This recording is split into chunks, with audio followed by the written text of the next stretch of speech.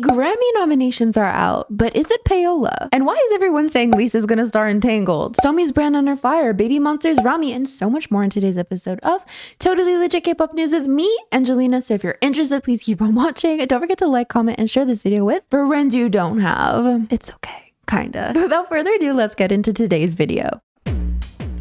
The 2026 Grammy Awards nominations list has officially been revealed. So let's take a look and see who's been nominated, with an emphasis on artists that are relevant to us. And yes, that includes Katseye. Don't make me explain it for the 100th time. So we have Record of the Year, which is an award to the artist and to the producers, recording engineers, and/or mixers and mastering engineers, if other than the artists. And we have, of course, APT by Rosé and Bruno Mars. For Song of the Year, which is a songwriter's award, a song is eligible if it was first released or if it first achieved prominence during the eligibility year. We also have APT by Rosé and Bruno Mars, as well as Golden from the K-pop Demon Hunter soundtrack. Best New Artist category. This category recognizes an artist whose eligibility year releases achieved a breakthrough into the public consciousness and notably impacted the musical landscape. We have Katseye, Best Pop Duo/Group Performance. For new vocal or instrumental duo/group or collaborative pop recordings, singles or tracks only, we have Golden from the K-pop Demon Hunter soundtrack. Of course, we have EJ, Audrey Nuna, and Rami. Gabriella by Katseye, and APT by Rosé and Bruno Mars. In Best Song Written for Visual Media, a Songwriter's Award for a song, melody, and lyrics written specifically for a motion picture,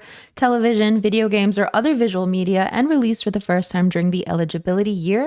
We also have Golden from the K-pop Demon Hunter soundtrack. So of course, with those nominations, a lot of people are celebrating. Of course, Rosé has 3 Grammy nominations. Katseye have 2 Grammy nominations. K-pop Demon Hunter has a couple Grammy nominations as well. OMG, I'm so proud of my girls. Oh my effing god, let them win, please. However, there are some people targeting HYBE with these nominations, specifically for Katseye, of course, who are under the HYBE umbrella. With some people claiming that it's HYBE payola, that HYBE paid Katseye's way into this. K-pop groups like BTS, BLACKPINK, twice, working hard and have actually sold out stadiums in the US, but never got nominated like this. It's just xenophobia paired with HYBOla. Can't take any achievement of a HYBE group serious anymore, HYBE paying the way. So of course there's some people saying that it's xenophobia, that K-pop idols have tried really hard to get nominated for a Grammy, to win a Grammy, but they haven't been able to. And this has been a criticism towards the Grammys for a really long time now. For example, this tweet says, out of the 12 K-pop groups that submitted for the 2026 Grammys, only Huntrix was nominated. So there's some people saying it's because they're not technically a K-pop group, that they're an American product. So let me know what you think about that aspect. You know, with Katseye and K-pop Demon Hunters being nominated, what does that say about the Grammys and K-pop? Let me know your thoughts.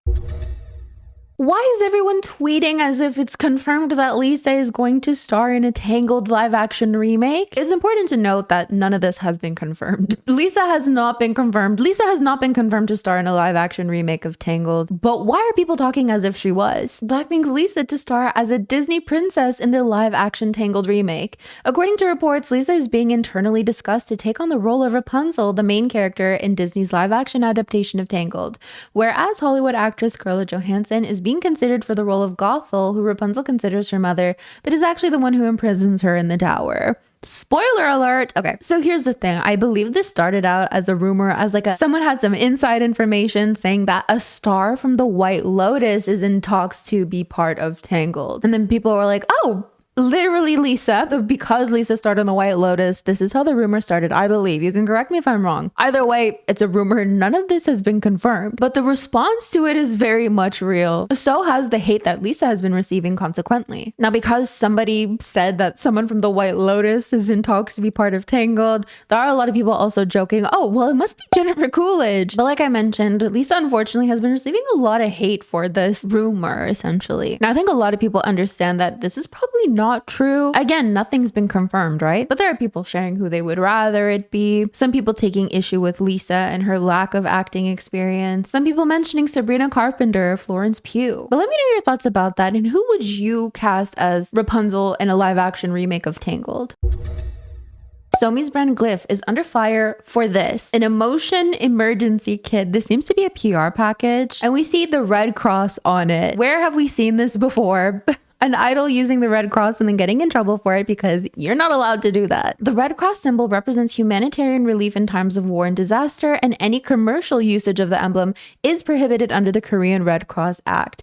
Violations may be punished by a fine of up to 10 million Korean won, about 6,900 USD, or an administrative penalty of up to 5 million Korean won, about 3,450 USD. So it seems that Somi's company explained that the kit was designed with the concept of attending to one's emotional needs, hence the emotional emergency kit. But they did release a response to the backlash where they basically say, we have begun discussions with the Korean Red Cross to fully comply with all necessary corrective measures and will share the outcomes. We deeply reflect on this incident and will strive to become a more thoughtful and responsible brand. However, despite this, it seems that it has been reported by the media that her company has been reported to the police, quote, for violating the Korean Red Cross Organization Act. The complaint claimed that the Bobble CEO used the Red Cross emblem in a promotional material for Glyph, violating Article 25 of the Korean Red Cross Organization Act, which stipulates that any unauthorized use of the emblem or any similar symbols can be punished with a fine of up to 10 million Korean won, which is about 6,900 USD. Here's what the complainant said. The Red Cross emblem is a public symbol designed to protect medical and relief personnel so they can operate safely in crisis situations such as war, disasters, or infectious disease outbreaks. If similar symbols are repeatedly used in commercial contexts, it can dilute the original meaning of the emblem, not only among the public, but also in the international community. This could undermine trust and neutrality in relief operations and shake the very foundation of the humanitarian protection system that is directly linked to saving lives. This is definitely not the first time we've seen this in K-pop. I can't remember the last time we saw this because I remember the same tweets. People are like, Somi is breaking the Geneva Convention to promote her product. And I remember seeing the exact same tweet for insert somebody's name. Who was it? Does anyone remember? But anyways, here are some responses. Isn't that just common sense? You're telling me that the designer didn't know this? How could they not? I used to think this was just a symbol too, but I found out it was a problem before because of some idol's concept. Who was it though? You're not supposed to just use it carelessly. Regular people might not know, but designers and companies should. When you make something for commercial use, you really have to check every single logo. Why did they do it? You're really not supposed to use the Red Cross symbol. I get it if someone genuinely doesn't know, but if it's an official brand using it to make money and they still don't know, lol, that kind of ignorance is a crime too. So of course, let me know your thoughts about that. Do you think because it was a PR package, it's a little bit different rather than something that would have been sold on a large scale? Let me know your thoughts. Where is Babymonster's Rami? Back in May, it was announced that Rami would be taking a hiatus from the group, and the reasons cited for this were health concerns. However, recently, Babymonster's YouTube channel uploaded this video, Babymonster, We Go Up music show, behind. But fans noticed that she was absent from the video, and some were even saying that she was blurred out. Let's take a look. So this seems to be the snippet. I'll be really honest, I'm not sure where specifically she's being blurred out. But it seems at the very least, she's not being featured whatsoever. And these clips seem to include past promotions where she was present. Here are some fan responses. It's crazy how YG is pretending Rami doesn't exist. A hiatus doesn't mean you have to erase her. He didn't even mention her when talking about the mini album. They only include her in ads because of the contract. Oh, she's definitely not coming back. A whole ass 7 in their debut EP name just to lose a member after one album. I hope Rami's okay because she's genuinely talented. However, there's some fans pointing to a specific time frame where she wasn't blurred out. Check it out at 8 minutes and 35 seconds. And then there's this screenshot where we can see her. Let's be precise, she wasn't blurred, but the editing was centered on the 6 active members. Is it good or bad? I don't know. Maybe it's just for commercial or legal reasons, and YG wants to avoid people saying that the agency is using Rami's image for promotion during her absence. But some fans aren't too convinced, especially since she's been on hiatus for a while. There's been a lot of anxiety from fans wondering if she would come back. Now, I always say we've seen idols go on hiatus for longer, up to a year sometimes, and they have come back. And there are a lot of fans who feel that it's useless to mourn something that hasn't even happened yet, something that hasn't been confirmed yet. But of course, let me know your thoughts.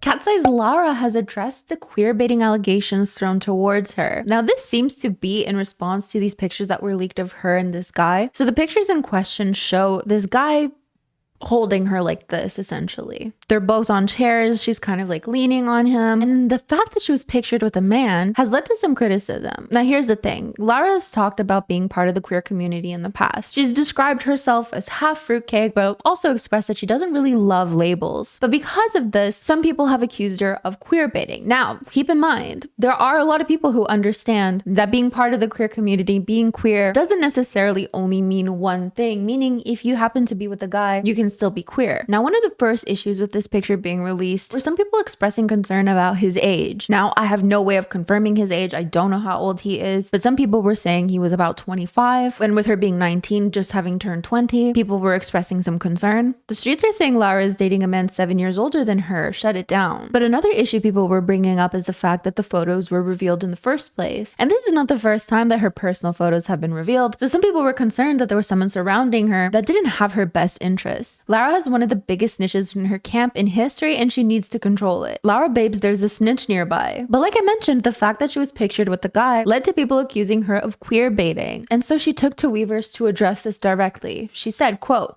"The queer baiting thing is so silly. Being queer will forever be part of my identity, and I will always talk about it because y'all also forget that so many communities and places in the world don't have the same celebration of queerness. And as Katseye, we want to reach all communities and spread that light and awareness everywhere." She continues on to say, like, living in a bubble of social media where we are all so open and woke and shit, like, you guys forget that so many communities don't have that same representation. And I want to forever make underrepresented queer communities feel safe and beautiful and confident. So shut the fuck up. Kisses. So of course there were a lot of fans celebrating her response to this. Let's read some responses. "This woman is just never allowed to do anything without getting hate. Bruh, just let Lara live in her identity, like, please, it's not our business. Just because I'm married to a man doesn't mean I'm just suddenly not bisexual anymore. That's not how it works. I actually hate the people who say like this, you can absolutely be queer as a woman and still date a man. Queerness isn't defined solely by the gender of your current partner.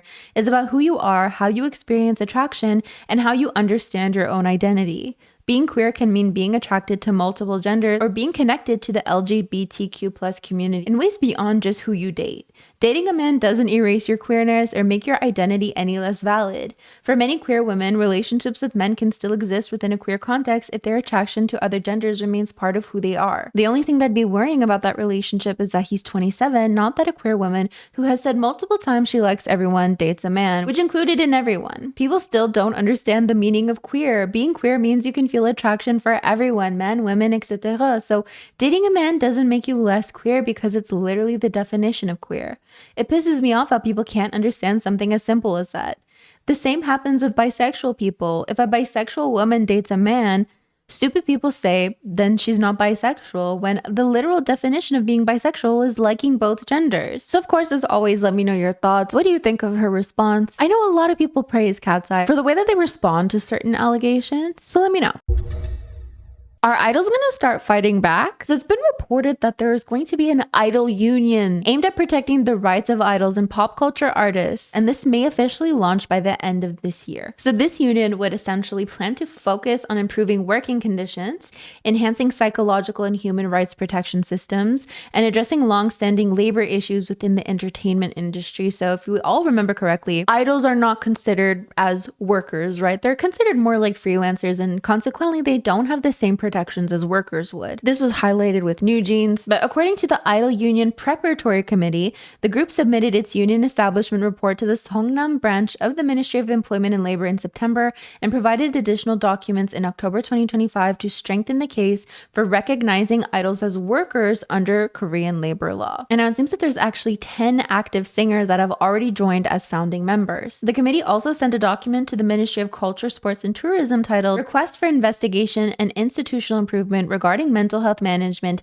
and Malicious Comment Response for Idols and Pop Culture Artists. So within this request, it seems that the ministry is asking investigations into entertainment companies to see if they're properly supporting their artists in cases of online hate and harassment, which would include legal action, content takedown requests, and defamation lawsuits. So it seems that they're highlighting the occupational health risks that idols face from their intense schedules, which include very long rehearsals, filming, overseas activities, burnout, mental illness. They also bring up the fact how companies have intense control over idols' personal lives, which include restrictions on dating, medical records, social interactions, isolating artists. The committee also points out that artists are classed as service providers, which prevents them from receiving coverage under the Industrial Accident Compensation Insurance Act and the Serious Accidents Punishment Act. But they're trying to push that idols clearly qualify as workers. In reality, idols work under the agency's supervision and direction at designated practice rooms or dorms, following fixed schedules and receiving regular payments.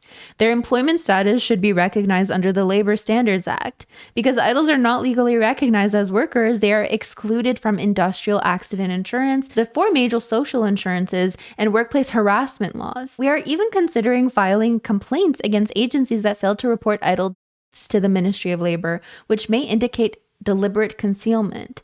If approved, this would mark the first official labor union for idols and pop culture. People for a long time now have been saying idols need to unionize, and this seems to be a union of sorts. I don't know if it's actually the same thing, but of course, let me know your thoughts about this.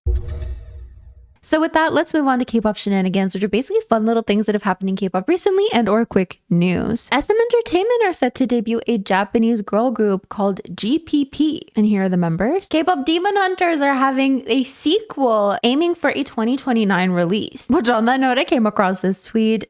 They're already sabotaging BLACKPINK's next comeback. Which on that note, it's been reported that BLACKPINK's comeback will not be happening in December, which was previously reported that it might happen in December, and then it was previously reported before that it would happen in November, so on and so forth, October. Now it seems it might be happening in January, but you never know. From Miss 9 are having a December comeback with a winter carol song. Crystal has announced a solo album, Solitary. ITZY's Yujin is going to have her first leading role in the movie Night on Earth. 17's DK and Seungkwan are launching a unit group. Day6's Dawn made a donation of 100 million won, which is around $69,000, to Samsung Medical Center to help cover medical expenses for children and adolescents. Is this K-pop shocking? So Yeonjun of TXT recently released a collaboration with Daniela of Katseye, and the music video is a little K-pop spicy. Okay, I'm not saying spicy. I'm saying K-pop spicy. It's different. Here are some clips from the music video. As we can see, they're like dancing together. They're a little close. And again, this isn't judgment from me, okay? When I say something is K-pop shocking, I mean it's shocking in a K-pop context. Not that it's actually shocking, okay? But fans have been taking it pretty great, I would say. Let's read some comments. Using free will and making Danny your MB love interest is something I would do too. Excuse me, Yeonjun and Daniela, am I interrupting something? Yeonjun and Daniela together, OMG. I'm losing it. Daniela and Yeonjun, what the man, the lyrics are crazy.